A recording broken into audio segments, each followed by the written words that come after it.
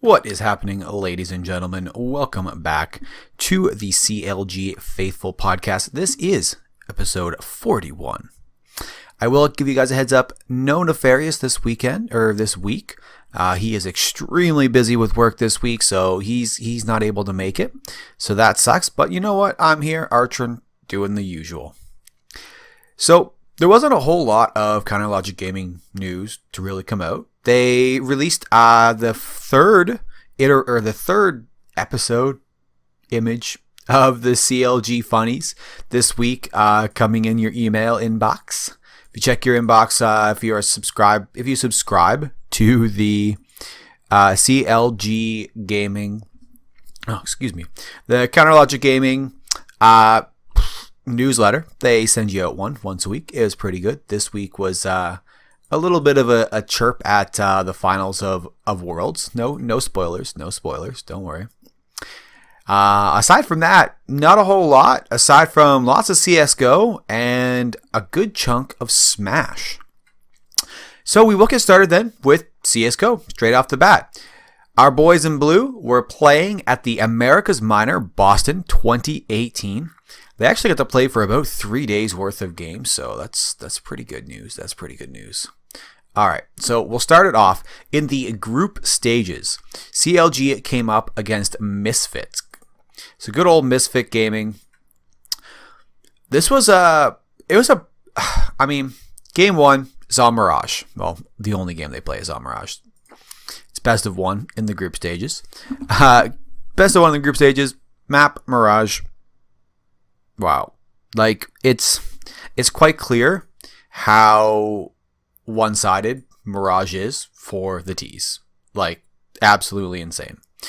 CLG goes the first 5 rounds before they get a double defuse by Misfits, which then just basically leads up to a 7-round domination, aside from one in between where Misfits kind of had finished doing an eco. You know, they had enough cash in the pockets to buy some guns, win that round, and then CLG's just like, well, we have tons of cash anyway, so we'll just buy up again, and dominates them. By half, sitting at 12-3. I mean, that's pretty one-sided. Goes into second half. A little worse. CLG at this point, they're up 12-3, only need 4 wins to close it out. It almost went the whole way. However, CLG manages to get their 4 wins off a defuse before they get a full elimination by Misfits into a full elimination for CLG to win the match. And seriously, here, you have to give props to Kusta and Ethan. You're going to hear a lot of Ethan's name about this whole weekend. Ethan played spectacularly. This game, though, was almost all Kusta, with a freaking plus 12 KD differential, kills death differential. Amazing. So, that means we win game 1 in our group stages. So, we're going to move on to not game 2, but team 2, who was Luminosity Gaming. Yeah, you know these guys. These guys show up quite a bit. You know, they make a splash and make an attempt, but I think the last little while, CLG has been kind of shutting them down. So right into it, game 1 was on Train. Now, we all know CLG is a fantastic team on Train.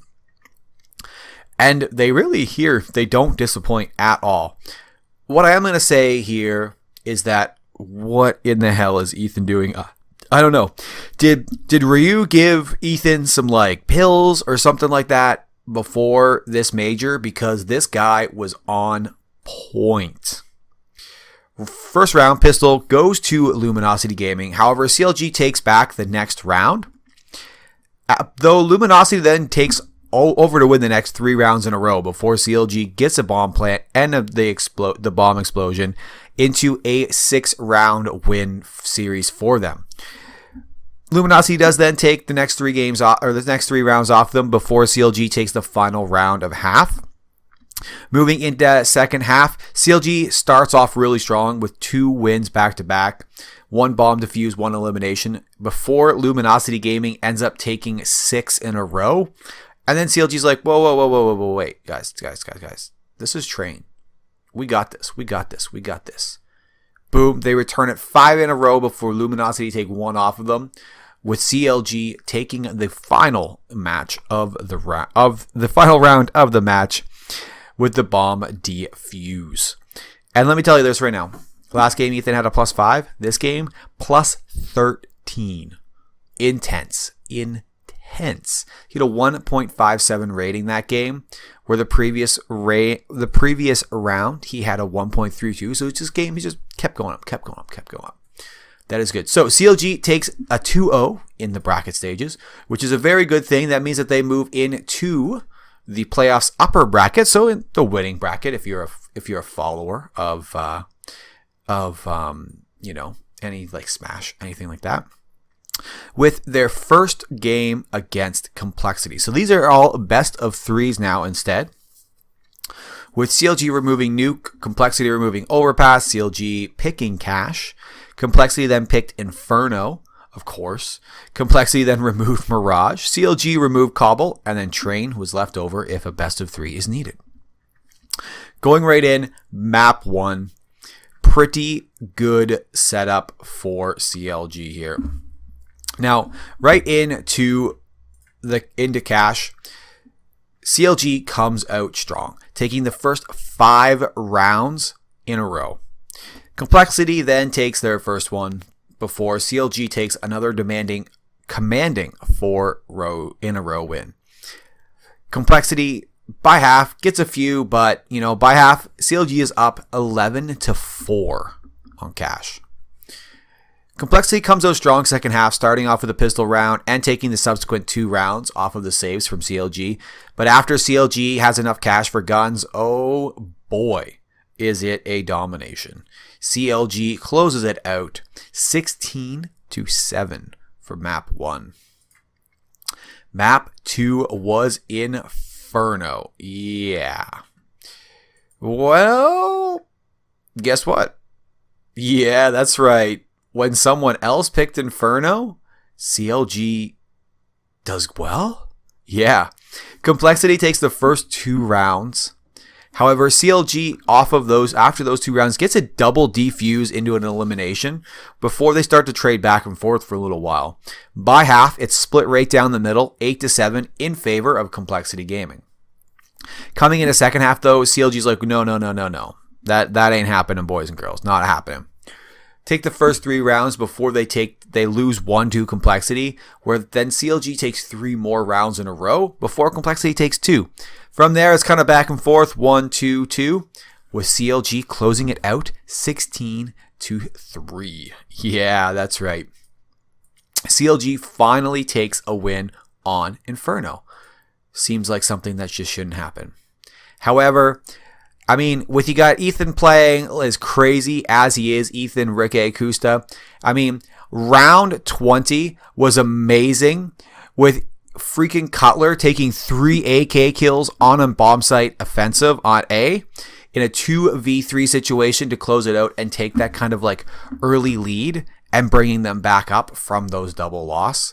Oh, just, it's beautiful to watch it when the boys are playing exceptionally well. So we will move on now to against Misfits again. Yeah, we kind of basically got like Misfits, Luminosity, and Complexity, just like boom, boom, boom, right in a row. So this is the upper bracket finals, where the winner earns a spot in the E-League 2018 offline qualifiers.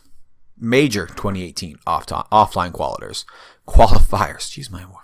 So whoever wins here basically gets a sweet spot in it. Oh, I'm sorry. Yeah. My bad. All right.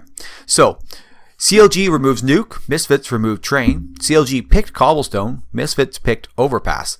Misfits then removed Inferno. Thank God. CLG removes Cash, and Mirage was left over if a best of 3 final is needed. So we'll move right into map 1, which is Cobblestone. Now, CLG comes out strong here as well, taking up the first 3 rounds before Misfit takes their first. Now, it is Cobblestone, so it is a little bit T-sided here. CLG by half is up 10-5. Only need that 6-round finish. However, that is a tough one because of how one-sided Cobble really is for the T's. Misfits into half, comes out strong. Misfits takes the first 5 rounds before CLG even gets a defuse, which then basically is just like they have such a stockpile of cash. Misfits takes the next 4 rounds before CLG takes 2. Unfortunately, map 1 does go to Misfits 16-13. Map 2, though, was a different story. Overpass, not one that you really see CLG playing a lot of. I have a feeling that this is a map that they are comfortable with. However, it's not one that they outwardly would rather play. I'm not sure why, because they seem to do decent at it. However, to start off first half, it was looking a little bleak. CLG was down 5-0 to start before they finally take one off, in which case Misfits just buys up next round anyway because, they've just won 5 rounds in a row and take the next 3. However, CLG off of a defuse get a 4-round win streak, which was really nice because then Misfit only gets 1 more round before half, taking it to half 9-6 in favor of Misfits. However, coming into second half, CLG is like, no, we ain't going down that easy. Come on now. Taking a 6-round start in a row is really nice to start Overpass off, with 2 rounds going to Misfits shortly after. CLG takes the next one. Misfits takes 2 more, but CLG closes it out 16-14. Well done. With Ethan topping with an overall performance rating on HLTV.org of 1.58. That is the top of his game so far that weekend.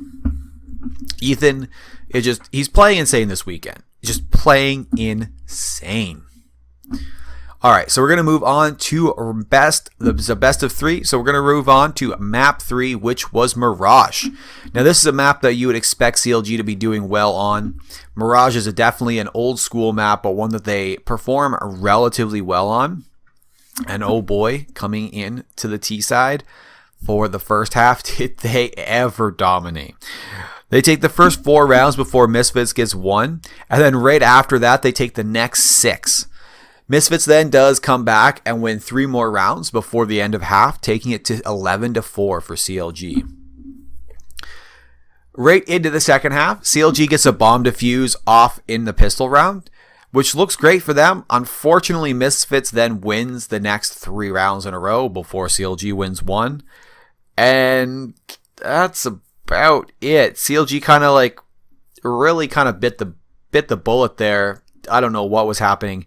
Ethan was having a fantastic game with a 1.41 rating on HLTV.org, but he's +7 overall that round. I don't know what was going on. Amanek from Misfits must have just been going insane. Misfits does win 16-14. That is going to mean that we get bumped down to the lower bracket of the playoffs, where we faced off against our nemesis. In CSGO, at least. Team Liquid. Yes. So this is the consolidation final. The winner of this game wins a spot at the E-League Major 2018 offline qualifier. Yeah, so this is a minor. So if you win the minor in either the lower bracket or the upper bracket, you get a spot. Guaranteed spot at the E-League Major 2018 qualifier. Offline qualifiers, which is basically the closed qualifiers. Liquid removes Train. CLG removed Nuke. Liquid then picked Inferno. CLG picks Cash. CLG removes Overpass. Liquid removed Mirage. Cobblestone was left over if best of 3 was needed. All right. So we're going to get into this one. This was a bit of a rough one. CLG was playing, well, counter logic. I mean, it's Inferno, and it's against Team Liquid. I'm going to let that sink in for a second.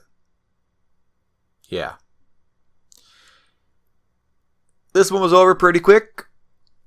Liquid takes it 16-1. Yeah. Yeah, that's right. Ugh. But it's best of 3, guys. Best of 3. You never know. Maybe we can do something here, right? Well, CLG definitely tries. And coming into map 2, which is cash, they take the first 3 rounds. Team Liquid then comes back with a 3-round response before CLG gets a bomb plant and explosion. Before Liquid takes the next 7 rounds in a row. CLG does get the final round of half to bring it up to 10-5 in half. Not bad. Though CLG does take the first 2 rounds of the second half before Liquid takes 5 in a row. Yeah. So I will say one thing here. We had one amazing play by Ethan. Holy crap, this guy has like one of the best Shroud impersonations you'll ever see in map 2 on cash. So they're at site. They're sitting at A site. Ethan gets up onto the boxes, so he's up above everyone else. Liquid pushes in to site, and they don't see him up there. He waits. He has the trained ability to wait, and he waits on top. The entirety of Team Liquid is pushed onto A site, and he cleans them up. 4-second ace. Oh, it was so beautiful, and a comeback for CLG. Unfortunately, that doesn't happen. With Team Liquid taking cash 16-12. It was a really good play by Ethan, a really good attempt to bring them back into it, give them that chance that they needed, and get a lot of just increased ability or just the thoughts like, okay, guys, we can come back. We can bring this to a best of 3. Unfortunately, CLG does fall to Team Liquid 16-12, knocking them out of the Americas Minor. And it's hard. It's harsh to see our boys come so far and get to 2 finals and not able to really kind of pull through and win one. It's good to see when they're playing well, though. You know, Ethan, Kusta, the entire team all weekend played really, really well, with Ethan playing just spectacular. He was insane that whole weekend. It's just when it's needed, it just seems like they just can't turn it on. Like something isn't right, and they need to hunker down, and in the moment they need to just kind of go back to basics and maybe not attempt to do anything weird or unexpected. Just get back to basics. I don't know. I don't get a chance to watch enough CSGO. But yeah, good show by our boys. I mean, it's better than we've seen the last little while. So yeah. All right, that's fine though. Let's move ourselves on to some Super Smash Bros. So a few events happened this weekend. We had both Smash Summit 5, where SFAT was around. That was the one that was kind of the invite only, with the top like 7 players went, and then the rest of them were all brought in via invite only. It's the one where Pew didn't show up. He dropped out / didn't make it in. Pew just told people not to vote for him. He's like, I don't like the voting system, so he didn't want to do it. As well, we had the 2GGC. It was the MKLeo Saga as well, where Void showed up. But we'll start with the Smash Summit 5. Now, this is a pretty big event. I mean, it has names like Armada, Hungry Box, Mewtwo King, Mango, Plop, Leffen, Shroomed, Axe, Wizrobe, S2J, AMSA, Crush, Hacks, and like Mike Hayes, like just a whole crew of amazing players are at this event. So it's one of those things where even just being in the event means that you're one of the top players in Smash Bros. Melee. Like, it's amazing. So there was a few like kind of weird little events they have going on for these.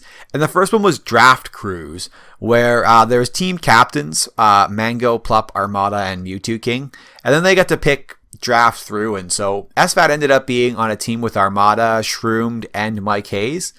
Unfortunately, they did lose their first match to Plup Club, which was Plup, Leffen, Crush, and Axe. So, of course, that was a pretty stacked team. Especially to have SFAT, like Axe and Hungrybox, so just right lately have had SFAT's name. So it's unfortunate. They do lose their first match, meaning that they are out in third, fourth place. So, you know, it's like literally a best of one. Kind of like each player plays kind of draft. It's weird. Fun to watch, but kind of weird. Next up was the doubles. So SFAT actually teamed up with Shroom this time because Pew Pew U wasn't there. So we've seen SFAT and Shroom play a little bit before, and they generally do really well together. So first off, in the top, I mean, there's only 8 teams anyway. First off, in their first match, they played Axe and AMSA, who are playing Pikachu and Yoshi, which is pretty much like the Yoshi on AMSA is a little odd, but to combine it with the Axe is completely expected. Or Axe's Pikachu is completely expected. However, SFAT and Shroom dominated, winning this match 3-0. Next up was Mewtwo King and Plup. That's a tough team right there, especially with Mewtwo King. Like, he's been making quite the comeback as of late, and it's great to see because, I mean, he's an old god in Melee, and it's great to see Mewtwo King kind of making his comeback and getting right up top, right in the top again. And SFAT and Shroom, they play them. They put up a good fight. They did put up a good fight. Unfortunately, Mewtwo King and Plup did best them 3-2. Knocked into the losers bracket, though, never to be defeated. SFAT and Shroom went up against Mango and S2J. They actually made Mango play Falco and Fox, which is a good thing to do to just kind of like get him guessing, you know, and be like second guessing themselves, like, dang, should I play Falco or Falcon, or should I switch to Fox? Like, what am I doing here? In the end, SFAT and Shroom do end up beating Mango S2J 3-2. That moves them back up into the top 4 against Axe and AMSA. Unfortunate. Unfortunate because Axe had like a complete, he's like, I need revenge right now. And they do kind of get it against SFAT and Shroom. They do end up falling 3-0 to Axe AMSA. So that means that SFAT and Shroom do finish in 4th place. We'll move right into the Melee singles now. This is where it's time to shine, right? It's SFAT playing out his heart out. In the pools round robin, SFAT faces against Axe. Absolute first match. Pretty brutal. SFAT actually drops to Axe 0-3, which is pretty harsh to see. Axe does pull out the Marth in that match, which is it's not unexpected. Marth is a very good counter pick into the Fox. But Axe is almost an exclusive Pikachu player, so it's good to see him playing something different, but he did beat our boy 0-3. SFAT then came up against Hax, who he 3-1, another Fox player. And then SFAT faced off against Mewtwo King, the god himself, playing Marth. SFAT beat Mewtwo King 3-1. This was a huge turning point. Like, everyone was pumped. To see SFAT beat Mewtwo King 3-1 was super pumped up. Everyone was like, yes, could SFAT go the whole way? Like, at Smash Summit 5, the winner of Smash Summit 5 is just like, you're essentially, it's huge. Like, this is like a gods and demigods / gatekeepers only event, right? Well, he comes up in the winner's quarterfinal. Unfortunately, SFAT finds Hungrybox. Hungrybox, the freaking Jigglypuff freaking guy, man. I don't know what it is for SFAT lately, but Hungrybox has got our number. SFAT does fall to Hungrybox 0-3. Not to be dissuaded, though, he moves into the losers round 2, top 12 against S2J, playing that Captain Falco, my favorite character. He does beat him 3-1. Next up, SFAT found Axe. Ugh. Man, Axe has had our number this entire weekend. SFAT does play against him, though. I guess that Pikachu dirty man, but SFAT does fall 1-3 to Axe. This means that SFAT does finish in 7th place. I mean, top 8 at a huge event like this, that's a pretty good showing. But to fall to Axe, who is actually... SFAT and Axe are essentially in the same kind of spot in ranking. They kind of... On the Panda Global ranking, they're very close. I believe Axe is ranked 8th and SFAT is ranked 7th right now. However, after the event... there could be some saying that, SFAT might not be 7th place anymore, but I don't know. I haven't seen the Panda Global ratings yet, but I think SFAT held his place. He showed himself. He held his own there. All right, so not a bad weekend for SFAT. I mean, the draft cruise thing, that's just up for fun, let's do it, kind of whatnot. Melee doubles, it wasn't Pew Pew You, but they did make it into the top 4. And a top 8 finish at an event like that for SFAT is dang good. All right, so we're going to move on to Smash Bros. 4 with a 2GGC MKLeo Saga, where our boy Void was just playing in the Wii U singles, mainly because he of the departure of Nakat, Void did not have his normal partner to play with, and Void has actually been he's been pretty vocal about the current meta for doubles in Wii U, and has kind of not really been wanting to play the doubles at all. He did come into this seeded 8th place, so a good seed for Void, top 8 in Wii U. He comes in, and in his pools, he basically crushed it, man. He beats Maru 2-0, Luna 2-0, and SS 2-0. Into his pools winner final, he faced off against Raito, who is playing the Duck Hunt Dog. I mean, you don't see the Duck Hunt Dog a whole lot, but it's great to see him played. But Void's like, look, man, I got to get going. And crushes him 2-0. Into the winners round 1, he finds Lima. I